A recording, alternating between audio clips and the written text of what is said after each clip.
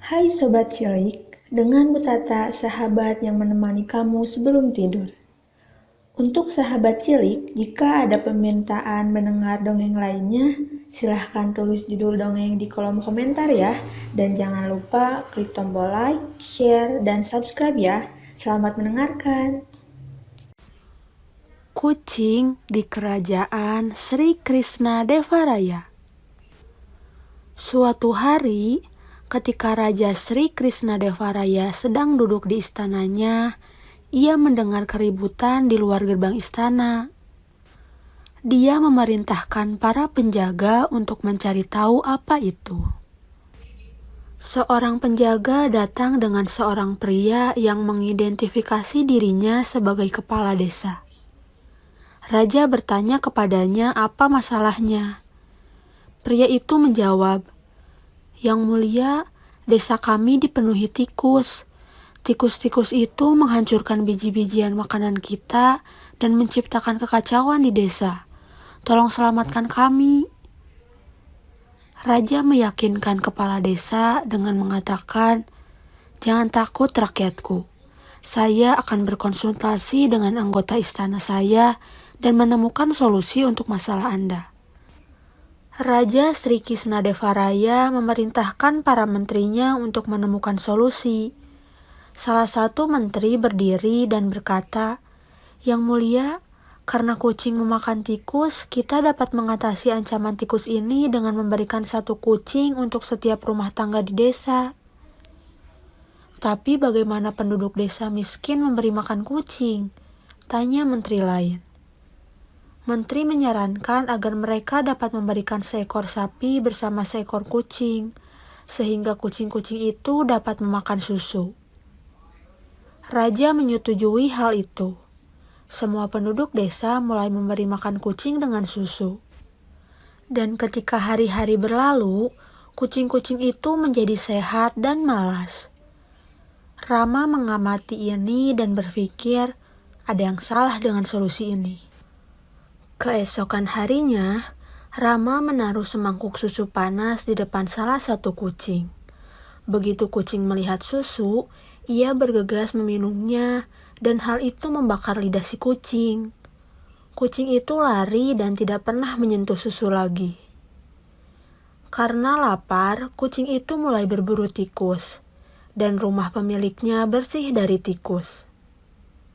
Suatu hari, raja ingin meninjau situasi dan memerintahkan penduduk desa untuk membawa kucing ke pengadilan.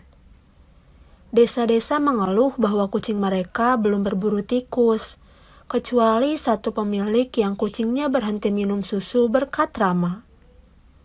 Raja bertanya kepada pemilik kucing, "Mengapa hanya kucingmu yang berburu tikus?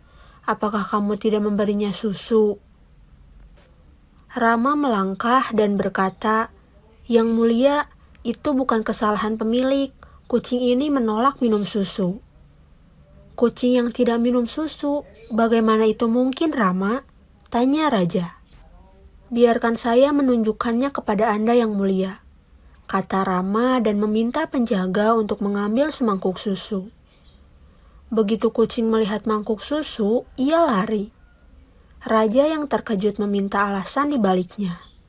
Kemudian Rama berkata, "Yang mulia, saya telah memberi kucing semangkuk susu panas yang membakar lidahnya. Sejak hari itu, kucing ini tidak pernah minum susu." "Tapi mengapa kamu melakukannya?" tanya sang raja. Rama menjawab, "Yang mulia, kucing akan memburu tikus hanya ketika mereka lapar. Dengan minum susu setiap hari, kucing menjadi sehat dan malas dan tidak berburu tikus. Untuk menunjukkan ini kepada Anda, saya memberikan susu panas ke salah satu kucing." Raja mengerti kelemahan dalam solusi. Dia meminta para menteri untuk menemukan solusi lain untuk membantu menyelesaikan masalah. Dia juga menghadiahi Rama dengan mahal. Pesan moral dari dongeng ini adalah, yang salah adalah salah dan harus ditinggalkan, bahkan jika semua orang melakukannya.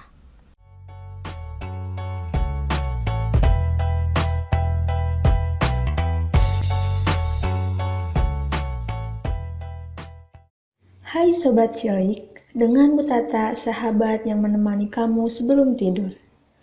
Untuk sahabat cilik, jika ada permintaan mendengar dongeng lainnya, silahkan tulis judul dongeng di kolom komentar ya. Dan jangan lupa klik tombol like, share, dan subscribe ya. Selamat mendengarkan. Sepasang batu di tepi danau air tawar. Pada zaman dahulu kala, di negeri Aceh, hiduplah seorang gadis berwajah cantik. Si gadis amat menyayangi dan mencintai keluarganya.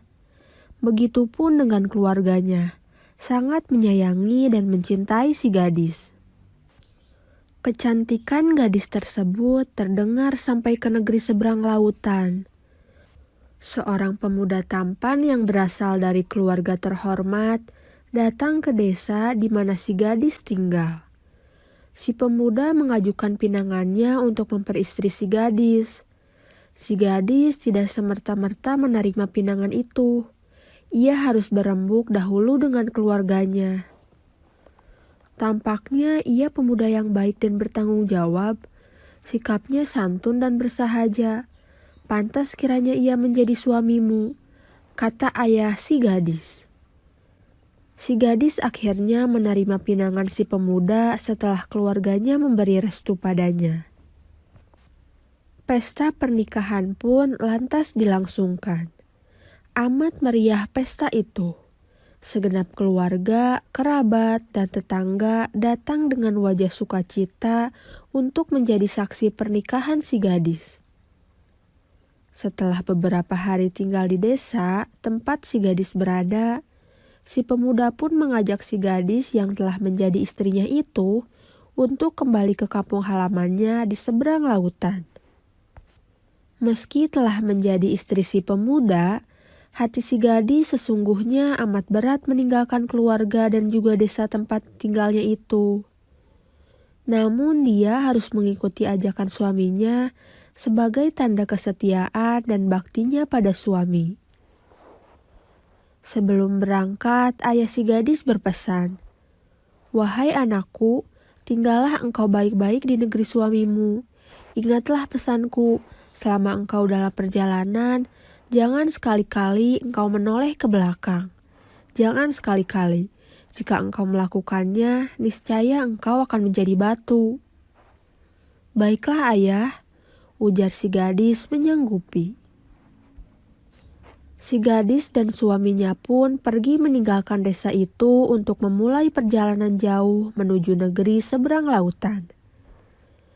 Dari desa tempat tinggalnya, si gadis harus menembus kepekatan hutan belantara, mendaki bukit dan menyeberangi danau laut tawar. Selama dalam perjalanannya, si gadis tetap teguh memegang pesan ayahandanya. Sama sekali dia tidak berani menoleh wajahnya ke arah belakang. Hingga tibalah keduanya di danau laut tawar. Dengan menaiki sebuah sampan, si gadis dan suaminya menyeberangi danau di laut tawar. Beberapa saat sampan itu mengarungi danau laut tawar, si gadis didera penasaran. Ia mendengar sayup-sayup suara ibunda tercintanya. Suara ibunda tercinta yang memanggil-manggil namanya. Batin dan perasaan si gadis terpecah, antara tetap menjaga pesan ayahnya untuk tidak menoleh, dan menoleh untuk memenuhi panggilan ibundanya. Beberapa saat kejadian itu terus berlangsung, sehingga akhirnya si gadis memilih untuk menoleh memenuhi panggilan dari ibunya. Petaka pun terjadi. Sesaat setelah si gadis menolehkan wajahnya ke belakang, seketika itu pula tubuh si gadis berubah menjadi batu. Tidak terkira kesedihan suami si gadis ketika mendapati tubuh istrinya telah berubah menjadi batu. Karena rasa cinta dan sayangnya, suami si gadis berkehendak dapat bersama-sama dengan istrinya. Ia lantas memohon agar dirinya juga dapat berubah menjadi batu. Permohonan pun dikabulkan. Selesai memohon, tubuh si pemuda yang berasal dari negeri seberang itu pun berubah pula menjadi batu. Sepasang batu itu tetap berada di pinggir danau air tawar. Keduanya berdekatan sama seperti kuatnya cinta kasih mereka sebagai suami istri. Pesan moral dari dongeng ini adalah, hendaklah menuruti pesan dan nasihat orang tua. Melanggar pesan dan nasihat orang tua akan merugikan diri kita dan membuat kita menyesal di kemudian hari.